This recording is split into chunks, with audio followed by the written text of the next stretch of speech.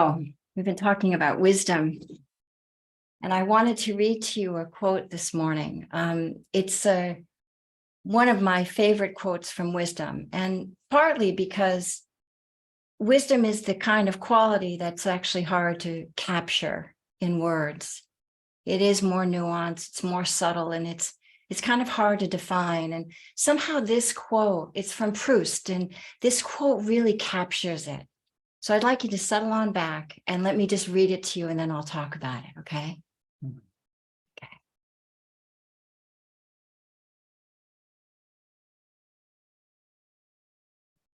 There is no person, however wise, who has not, at some period in their life, said things or lived in a way the consciousness of which is so unpleasant to them in later life that they would gladly, if they could, expunge it from their memory. And yet they ought not entirely regret it, because they cannot be certain that they have indeed become a wise person. For as far as it is possible for any of us to be wise, unless they have passed through all of the fatuous and unwholesome incarnations by which that ultimate state must be preceded. I know that there is the younger generation, the children and the grandchildren of famous people, whose masters have instilled in them the nobility of mind and the moral refinement in their school days. They have perhaps, when they look back on their past lives, nothing to retract. They can, if they choose, publish a signed account of everything that they have ever said or done. But they are poor creatures, feeble descendants of the doctrines. Their wisdom is negative and sterile. We are not provided with wisdom. We must discover it for ourselves. After the journey through the wilderness, which no one else can take but us, an effort which no one can spare us, for our wisdom is the point from which we come at last to regard the world.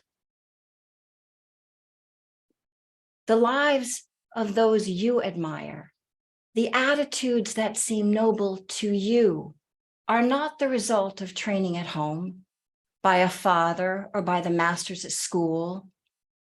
They have sprung from the beginnings of a very different order, by reaction to the influence of everything evil or commonplace that prevails around them. They represent the struggle and the victory. I can see that the picture of what we once were in early youth may not be recognizable and cannot certainly be pleasing to contemplate in later life. But we must not deny the truth of it, for it is the evidence that we have really lived in accordance with the laws of nature and of the mind that we have been given from the common elements of life, of a life of studios, a life of artist groups, assuming that one is a painter, extracted something that goes beyond them. End of quote. Wisdom is not a destination. It is a path of slow and gradual awakenings, of slow and gradual aha moments and understandings that build upon one another.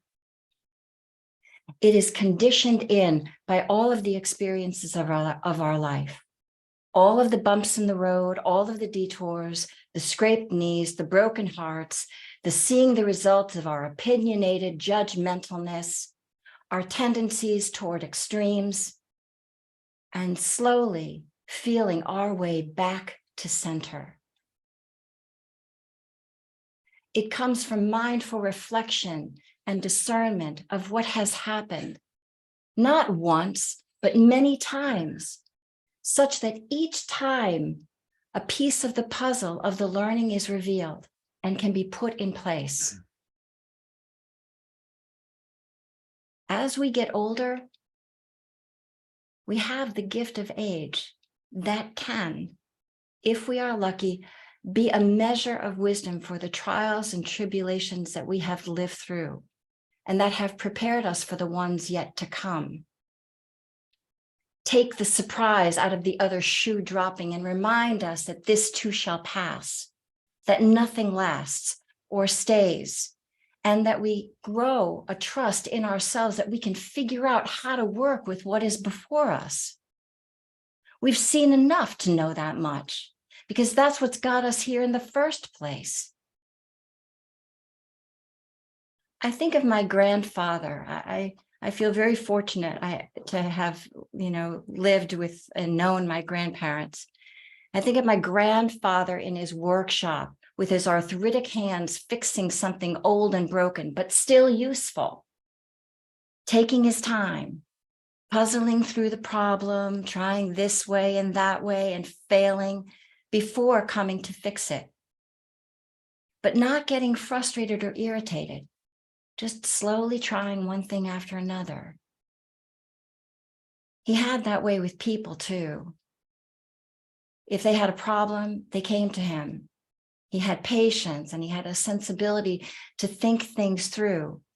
He had seen enough joy and enough sorrow in his life that not much rattled him. There is a wisdom in that kind of understanding that living through difficulty and learning from it has benefits.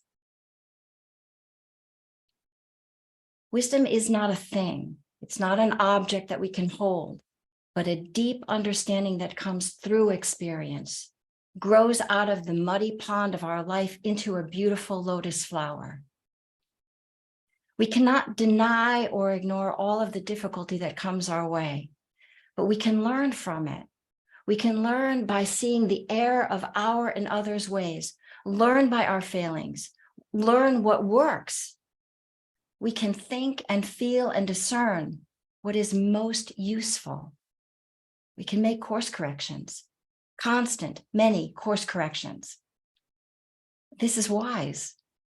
This is learning from our mistakes and our missteps. We can do this. This is our birthright. By bringing care and discernment to our experience, to be able to do something different, something more positive, something more uplifting, something that moves us in the direction of goodwill and non-harm. We have the choice. We can do this.